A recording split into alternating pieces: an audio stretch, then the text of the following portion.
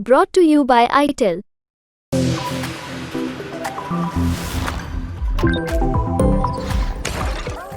नमस्कार दोस्तों, आप क्राइम तक देख रहे हैं। बात करते हैं सलमान खान केस की। इस केस में अब अपडेट आ रहा है, 2 और शूटर पकड़े गए हैं। क्या ये शूटर हैं या फिर हथियार मुहैया कराने वाले, इसकी जांच की जा रही है। लेकिन साजिश में शामिल थे, इस बात की जानकारी मिली है। और इस मामले में पंजाब से 2 लोगों की गिरफ्तारी हुई है। यानी अब तक 4 आरोपी गिरफ्तार हुए हैं, कुछ और लोगों को डिटेन भी किया था। गोपाल जी, ये खबर आप ही ने बनाई थी, इसमें क्या अपडेट है? जो 2 लोग हैं, ये हथियार इन्होंने मुहैया कराए थे, इनको साजिश का पता था?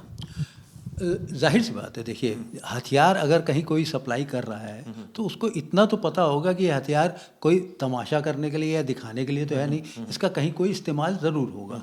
तो पंजाब से 2 लोगों को जिनको पकड़ा गया है, उसमें एक ट्रक ड्राइवर का हेल्पर है। अच्छा। और एक जो है वो खेती करता है, साथ में अपनी किराना की दुकान चलाता है। 2 लोगों को पकड़ा है। इसके अलावा पश्चिम चंपारण से मुंबई पुलिस ने 5 और लोगों को हिरासत में लिया था। उनसे पूछताछ कर रही है, शायद उनको गिरफ्तार भी कर ले।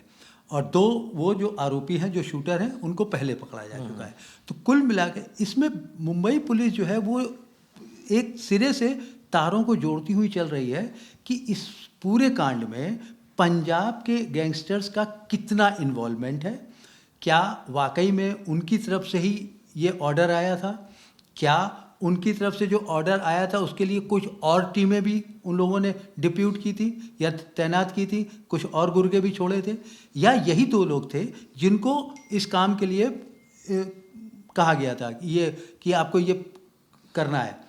एक और मुंबई पुलिस ने जो इंफॉर्मेशन रिवील की है वो ये है कि जिस दिन इन लोगों को पकड़ा गया था, यानी जिन लोगों को जो फायरिंग करनी थी वो 1-2 राउंड नहीं करनी थी, 10 राउंड फायर करने थे। ऐसा कहा जा रहा है कि अंडरवर्ल्ड की तरफ से जिन लोगों ने, मास्टरमाइंड जो भी था, उसने इन लोगों को बाकायदा हिदायत दी थी कि कम से कम घर के सामने। लेकिन सर, सवाल तो ये उठता है ना कि इन 2 को हथियार किसने दिए? सवाल नंबर 1, इसका सीधा जवाब दीजिए। इसका यही है कि लोगों के पास सप्लाई की अपनी एक चेन है, उस वहाँ से ये लोग हथियार उठाते हैं। नाम पता है जिन्होंने इनको हथियार? अभी तक उनके नाम नहीं पता है। दूसरा, अनमोल विश्नोई का एक फेसबुक कमेंट आया था, एक पोस्ट आया था, हम तो अनमोल विश्नोई कहे जा रहे हैं, लॉरेंस कहे जा रहे हैं, लेकिन पुलिस के पास तो सबूत नहीं। केवल वो जो डिक्लेरेशन है, यानी पोस्ट में जो उसने एक जिम्मेदारी ली है, उसका है नहीं। हाँ, अब ये तो इन्वेस्टिगेशन पे निकल के आएगा। लेकिन अगर आम तौर पे यही देखा जाता है कि ये गैंगस्टर जितना भी कोई इस तरह की कोई एक्टिविटी करते हैं, उसको क्रेडिट लेने के लिए ये लोग सोशल मीडिया के पोस्ट का इस्तेमाल करते हैं। चाहे वो सिद्धू मूसेवाला के कांड हो, चाहे वो गोगा मेड़ी का केस हो, इस तरह के जितने भी केसेस आने वाले वक्त में लॉरेंस से सर पूछताछ होगी इस मामले में? हो सकता है, बिल्कुल होगी, क्योंकि जो लिंक निकलते आ रहे हैं, पंजाब के लोग, जो 2 लोग पकड़े गए वो पंजाब के हैं।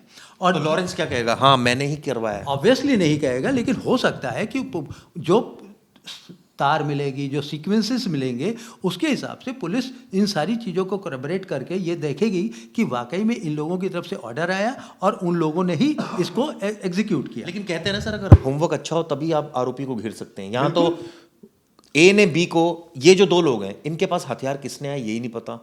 इन्होंने आगे 2 लोगों को दिए जिन्होंने, जो शूटर्स थे।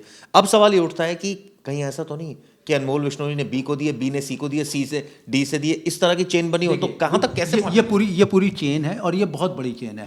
कल मैंने एक खबर बनाई थी, उस खबर में एक बात और निकल कर आई थी कि जो हथियार इन लोगों ने उठाए हैं वो हथियार इंदौर से लिए गए हैं।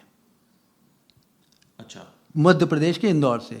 और 2 और लोग पुलिस ने पकड़े थे मध्य प्रदेश के इंदौर से, वो हथियार लेने ही आए थे वहाँ पे। इसका मतलब है, चूंकि इस समय बिहार का जो मुंगेर इलाका था जहाँ पे अवैध हथियार बनाए जाते थे, अब वो फैक्ट्रियाँ लगभग बंद कर दी गई हैं या बंद हो गई हैं।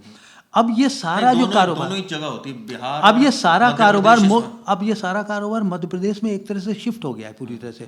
मध्य प्रदेश के 4 जिले हैं जहाँ पे अवैध हथियार बनाए जाते हैं, और ये बात सारे गैंगस्टर्स को पता है। इसलिए वो अपने गुर्गों को हथियार वहाँ से उठाने के लिए और कहीं पहुँचाने के लिए बाकायदा उसके लिए ऑर्डर करते हैं।